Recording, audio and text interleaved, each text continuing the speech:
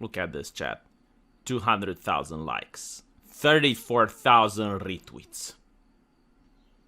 It's a big deal because this couldn't have happened before the fall of the Berlin Wall on Twitter.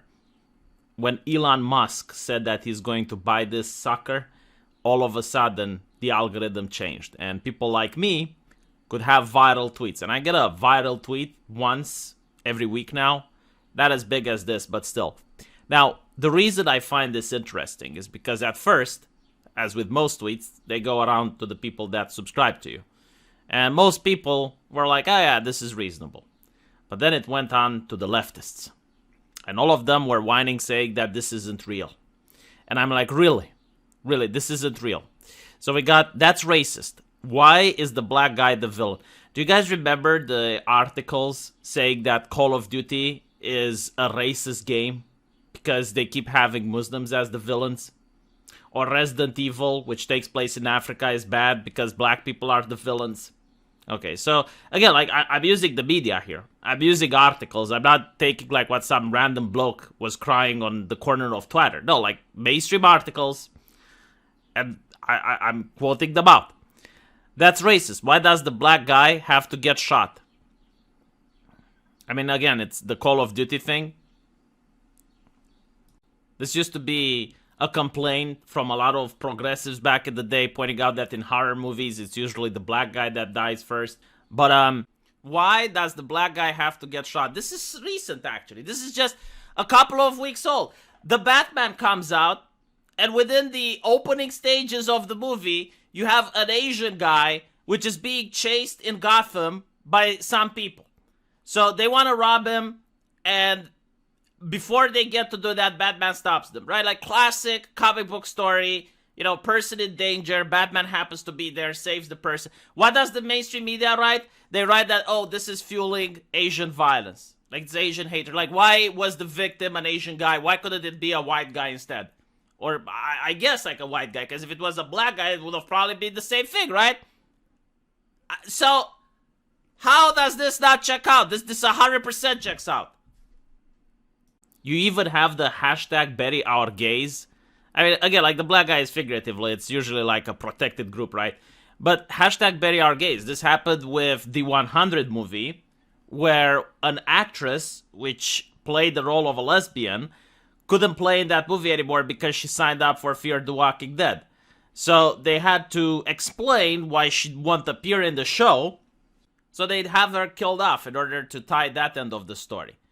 And because of that, you have the disgruntled far-left crazy people on Twitter, which is the overwhelming population on Twitter, give harassment and the proverbial death threats to the directors of the show.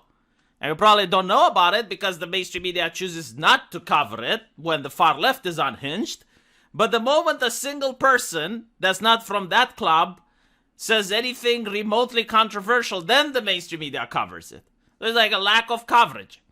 That's why you probably didn't know about the 100 and the hashtag bury our gays. So this one checks out. That's racist. Why is it only black people killing each other? That's racist. If you have a movie that only has black people, this is a commentary regarding Mel Gibson's Apocalypto movie. It's like, why are Indians attacking each other, blah, blah, blah, even though it was historically accurate.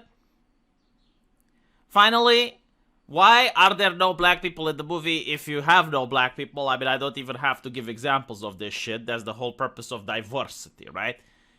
So a person looking at this would be a little bit confused. It's like, okay, well, what the fuck do they want?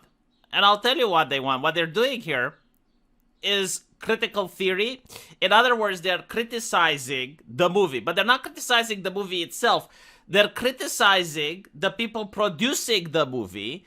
And they are saying that the people producing the movie are racists, right? So they're attacking the character, the honor, the reputation of the people that are making the movie. And this is what critical race theory does. It doesn't help people to judge if something is racist or not. In fact, like in critical theory, they actively say that if you don't see racism, it's like you're not looking hard enough. So it's your problem. In other words, what they're trying to accomplish is to make sure that you notice how is it racist, not if it is racist. It is racist, you just have to point it out. So you point it out constantly in the hopes that eventually the people who make the movie get fed up and they're like, dude, okay, what can we do? How can we make it right? And the way you can make it right is by putting these people in positions of power. And by putting them in positions of power, you finally get rid of the criticism. But once they're in positions of power, they stop doing what this is supposed to be, which is entertainment. Like, they stop focusing on entertainment. And they try to create other people like them. They try to create other people who watch the movie to get their ideology instead of the actual entertainment. And this is why the entertainment industry is suffering. This is why Netflix is going down the shitter. This is why Hollywood is struggling financially. This is why comic books are going down the shitter. All of it is because of this crap, right? Because making entertainment is impossible without these people in charge. And these people aren't interested in making entertainment. There is a conflict of interest going on. Also, I love the fact that it's the white woman complaining. Like, this is, again, like, spot on, which is probably why this meme is being shared. And by the way, like, this meme, if it wasn't true, it wouldn't be shared so much. You wouldn't have, like, 200,000 people, and the number keeps growing, by the way. If this didn't resonate with someone, if they would look at this and they would say, oh, well, what on earth is this person talking about? Or I also got the idea that, oh, well, right-wingers, like, dude, it's 200,000 people. I don't think there are 200,000 right-wingers on Twitter. Like, shut the fuck up, okay? Like, these are most likely average people. I know center-leftists that agree with this shit. This is the corporatization of entertainment. Like, you take art and you make it corporate. In other words, like, if you want to make a movie, like, okay, you need to have black people in it, or you need to have diversity in it. But, like, if you have diversity in it, you can't just write whatever you want. You need to make sure that your diverse character doesn't have flaws, right? Because now it's not about relatability. Like, you look at a movie and you see a person that you can relate to, and they can have bad things happen to them, and they can have good things happen to them. Okay, that's not what the movie is about. It's representation. So when you see a person there, its arbitrary characteristic represents a whole group. So if the person is evil, it means that the writers want you to think that all people that look like that are evil. So the writer is sexist, racist, homophobic, bigoted. I mean, it's getting to the point where it has created an entire new industry. So you have like an offense-proof writer. So what the fuck is that? You can find them on Fiverr, by the way.